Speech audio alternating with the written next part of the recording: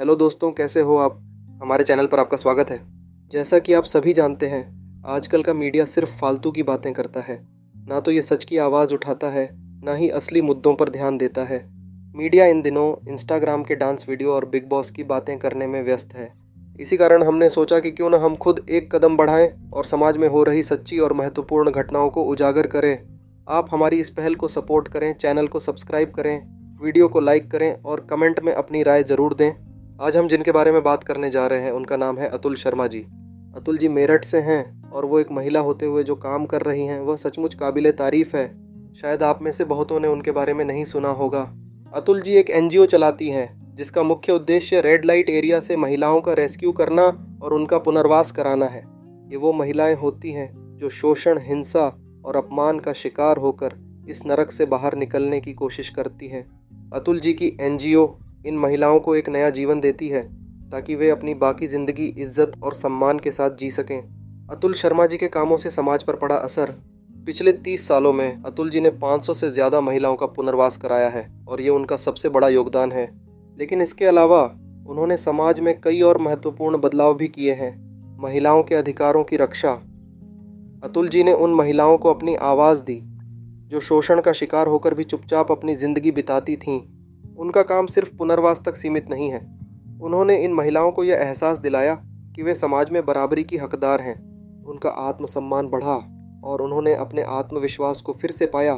शोषण और तस्करी के खिलाफ जागरूकता।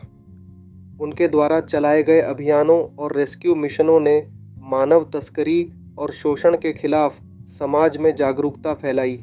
ये मुद्दे अब पहले से कहीं ज़्यादा लोगों के ध्यान में आए हैं और सरकार और पुलिस को भी इन मामलों पर ज़्यादा गंभीरता से काम करने के लिए प्रेरित किया गया है।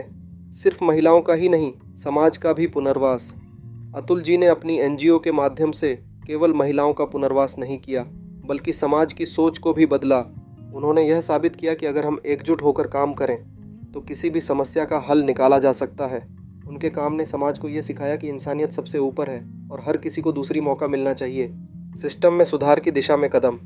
उनका संघर्ष सिर्फ महिलाओं के लिए नहीं, बल्कि समाज के हर उस व्यक्ति के लिए था जो असमानता, भ्रष्टाचार और शोषण के खिलाफ खड़ा होना चाहता है। उन्होंने कई बार भ्रष्ट पुलिस अधिकारियों और अधिकारियों के खिलाफ आवाज़ उठाई और उनके खिलाफ कानूनी लड़ाई लड़ी। इसके परिणाम स्वरूप कई स्थानों पर बदलाव आया और पुलिस और प्रशासन की कार्यशैली में सुधार हुआ। अतुल जी का संघर्ष। इस बीच अतुल जी ने जो संघर्ष किया वो बेहद कठिन था। उन्हें न सिर्फ पुलिस और सरकारी अधिकारियों से लड़ना पड़ा, बल्कि रेड लाइट एरिया के मालिकों और अन्य शोषकों से भी लगातार धमकियां और हिंसा का सामना करना पड़ा। कई बार उनके खिलाफ झूठे केस भी दायर किए गए, लेकिन उन्होंने कभी हार नहीं मानी। वे निडर होकर अपने मिशन को जारी रखती हैं और इस दौरान कई महिलाओं की ज़िंदगी को संजीवनी दी। हमारी जिम्मेदारी, हमारा फ़र्ज़ बनता है कि हम उनके संघर्ष को सराहें और उन्हें सहयोग दें।